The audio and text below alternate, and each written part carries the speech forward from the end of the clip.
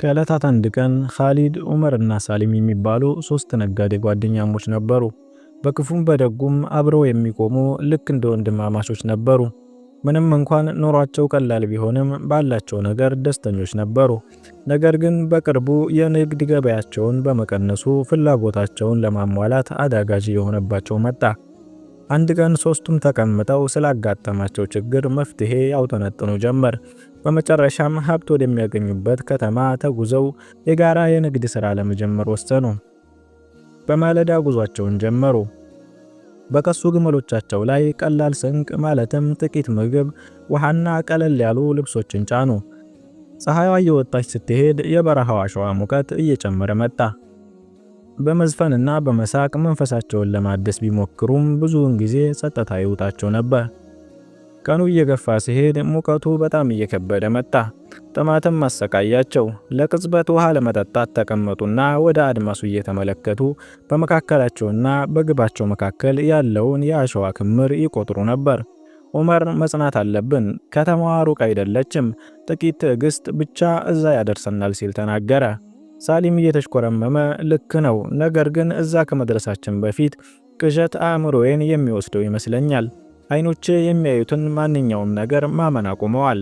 ለጥቂት ጊዜ ሳቁ፣ ነገር ግን ድካም በፊታቸው ላይ በግልጽ ይታይ ነበር። ፀሐይ ስትጠልቅ ከአደጋ ነፃ በሆነ የአሸዋ ክምር መካከል አነስተኛ ካምፕ ለመስራት ወሰኑ።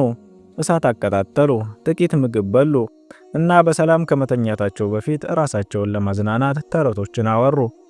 በሚቀጥለው ቀን ፀሐይ ስትወጣ የበለጠ ጥንቃቄ በተሞላበት ሁኔታ መጓዝ ጀመሩ። የከሱ ግመሎቻቸውን የስንቁን ክብደት መሸከም አቅቷቸው ነበር። በድንገት ሳሊም በሩቅ የአሸዋ ክምር ላይ እንግዳ ነገር ተመለከተ። ሳሊምም እንዲህ አለ፣ ቁሙ፣ ያንን ታያላችሁ ወይስ አሁንም እየቃዠሁ ነው? ኻሊድ ያኮ ትክክለኛ ነገር ነው፣ እየቃዠህ አይደለም ብሎ መለሰለት። በጥንቃቄ ቀረቡና እንቅስቃሴ አልባ ሆኖ የወደቀ ግመል አገኙ። ከጎኑም ሶስት ግዙፍ የቆዳ ከረጢቶች ነበሩ። ኻሊድ አንዱን ሲከፍተው በድንጋጤ ተዋጠ። ከረጢቱ እስከ ጫፉ ድረስ በወርቅ ሳንቲሞች ተሞልቶ ነበር። ጓደኞቹ ሌሎቹን ከረጢቶች ሲከፍቱ ከደስታ ብዛት አእምሯቸውን ሊስቱ ምንም አልቀራቸውም። በመገረም ስለ ባለቤቱ ይጠይቁ ጀመር። የጠፋ ነጋዴ ካለ ብለው ለሰዓታት አካባቢውን ፈለጉ። ነገር ግን በረሃው ሚስጥሩን አልገለጸም። ምንም አይነት የሰው ዱካ አልነበረም። ባለቤቱ ጥሎት ሸሽቷል አለያም በረሃው ውጦታል ብለው ደመደሙ። አይኖቻቸው በፍርሃትና በደስታ ተሞልተው ከረጢቶቹን እኩል ለመካፈል ወሰኑ። ነገር ግን ለማንሳት ሲሞክሩ ለደካማ ግመሎቻቸው በጣም ከባድ ሆኑባቸው። ለመመካከር ተቀመጡ። ለከተማዋ ቅርብ ስለነበሩ ከሶስቱ በእድሜ ትንሹና ቀለል ያለው ሳሊም ወደ ከተማ ሄዶ ወርቁን መሸከም የሚችል ጠንካራ ግመል እንዲገዛ ወሰኑ። ሳሊም ወዲያውኑ ተስማማ። እሱ እስኪመለስ ድረስ ጓደኞቹ ወርቁን እንዲጠብቁ አደራ ብሎ ተነሳ። ሳሊም ደካማ ግመሉን እየጋለበ ተስፋ በተሞላ ልብ ወደ ከተማው አመራ። ምሽት ላይ ከከተማዋ ዳርቻ ደረሰ። የገበያው በሮች ተዘግተው ነበር፣ መንገዶቹም ጨለማ ነበሩ። በድካምና በረሃብ እያለ አንድ ቀስ ብሎ የሚራመድ ሽማግሌ አየ።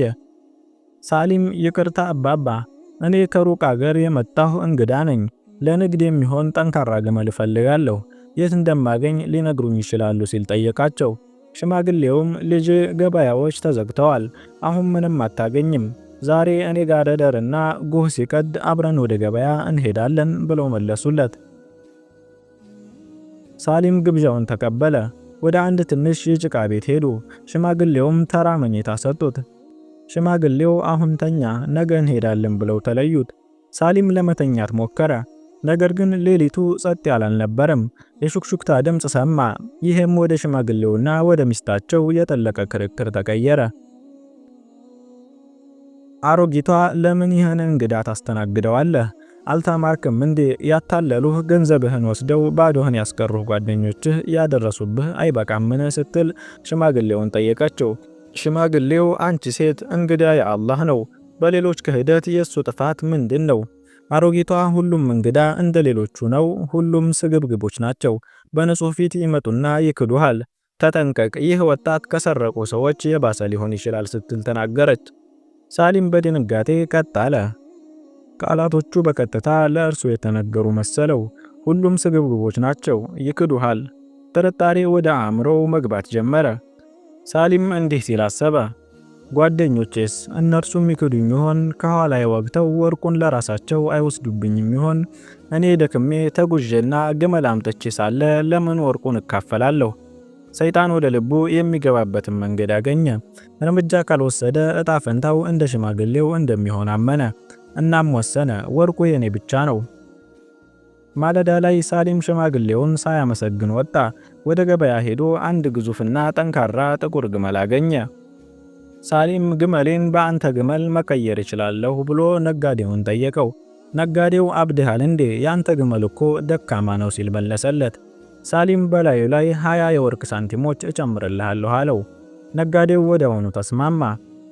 አሁን ጠንካራ ግመል የያዘው ሳሊም ለመብላት ተቀመጠ። ነገር ግን ያ የጨለማ ሹክሹክታ ተመለሰ። ሳሊም በውስጡ እንዲህ አለ፣ ግደላቸውና ሀብቱን ውሰድ። በስግብግብነት ተውጦ ለጓደኞቹ የሚሆን ምግብ ገዛ። ነገር ግን ገዳይ መርዝ ጨመረበት። ወርቁን ለብቻው ጠቅልሎ በምናቡ እያሰበ ወደ በረሃው ጉዞውን ጀመረ። በሌላ በኩል ኻሊድና ዑመር ከወርቁ ጎን ተቀምጠው በሐሳብ ተመስጠው ነበር። ኻሊድ እስቲ ያስበው ጓደኛዬ፣ እነዚህን ከረጢቶች ያገኘነው እኔ እናንተ ብቻ ብንሆን ኖሮ ድርሻችን እጅግ በጣም ይበዛ ነበር። 3 ሰው ሲሆን ድርሻው ያንሳል። ሰይጣን በቀላሉ አሳመናቸው። ሳሊም እንደተመለሰ ገድለውት በበረሃ እንደጠፋ ለማስመሰል ወሰኑ። ኻሊድ በሹክሹክታ እንዲህ አለ፣ ሳሊም በቅርቡ ይመለሳል። በጸጥታ ከሰራን ምንም ነገር ከመረዳቱ በፊት ልንገድለው እንችላለን።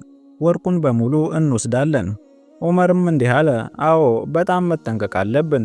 ማንም ማወቅ የለበትም ብሎ መለሰለት። ጓደኝነት ጠፋ።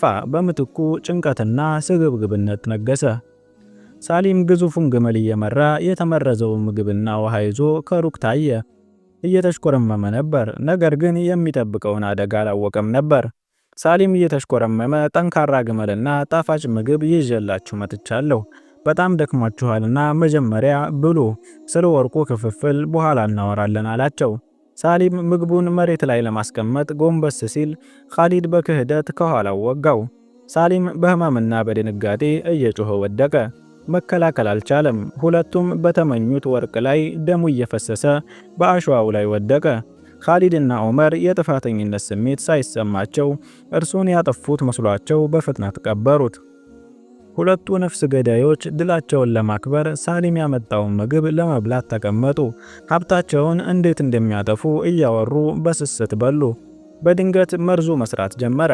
እንግዳ የሆነ የሚያቃጥል ስሜት በደም ስራቸው ውስጥ ተሰራጨ። ፈገግታቸው ወደ ሽብር ተለወጠ። ሳሊም የተመለሰው ሊመግባቸው ሳይሆን ሊገድላቸው እንደሆነ የተረዱት በጣም ዘግይተው ነበር። ለማስታወክ እየሞከሩ በአሸዋው ላይ ሲንከባለሉ የህመም ጩኸት አስተጋባ። ሁለቱም እንቅስቃሴያቸው እስኪታገድ ድረስ ህመሙ ጠናባቸው። እናም 3ቱ ጓደኛሞች እርስ በርስ የተካካዱበት የወርቅ ከረጢት አጠገብ ሞተው ቀሩ።